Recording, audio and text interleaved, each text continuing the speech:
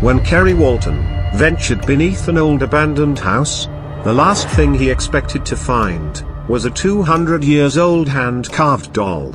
Even less expected was the spirit the doll contained, which caused many who viewed it, person and animal, to go into fits of hysterics.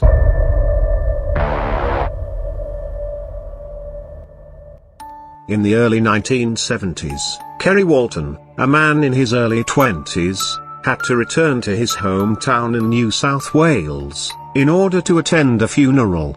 It was at about this time that he recalled a childhood fear. An old abandoned house located down the street, which was said to be haunted. Feeling that now was the perfect time to finally face his childhood fears, Kerry ventured to the house in the middle of the night in order to explore and settle his nightmares. Finding an opening to the building's cellar and underfloor space, Kerry lit the gloom with the light from his torch. Thick whirls of dust were in the air, after years of disuse. The building's supports, brick, stone and timber passed into light and shadow as he made his way through the gloom.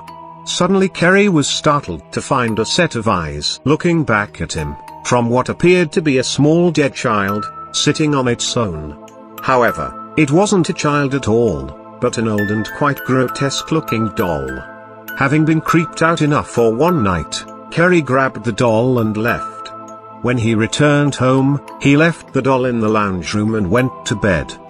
But he couldn't stop thinking about the doll and felt a little uncomfortable, knowing it was laying nearby.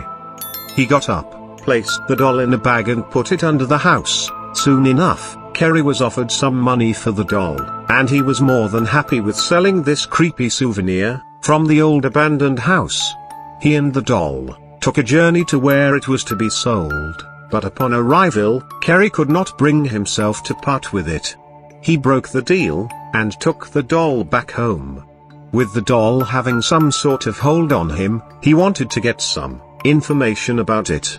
With its old antique look, a trip to the museum for some advice on where to get information was decided upon. However, the museum was able to give quite a lot of information. The nails used to keep the doll's feet to the legs aged the doll at about 200 years old, and the style of it made it almost certain to have come from Eastern Europe. The doll's hair was also discovered to be real human hair, and under the scalp was the likeness of a human brain.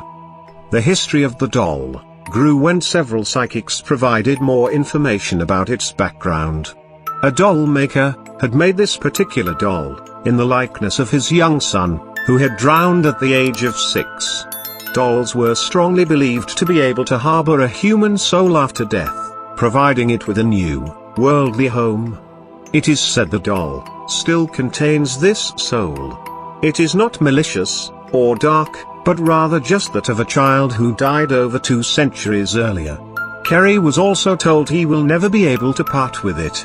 The doll, now named Letta, or Ledda, brought out curious reactions in many that saw it. Dogs would go into hysterics, snapping and barking at the doll, attacking it if they be given the opportunity.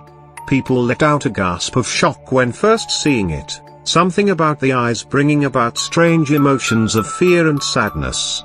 On more than one occasion, women have broken out into weeping, screaming hysterics or just fainting altogether.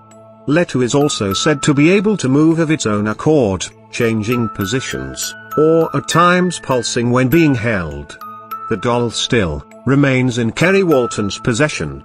Although still quite spooky, Kerry has gotten used to Letta, and will never let it go for fear of the misfortune that has been predicted by many psychics, should he ever do so.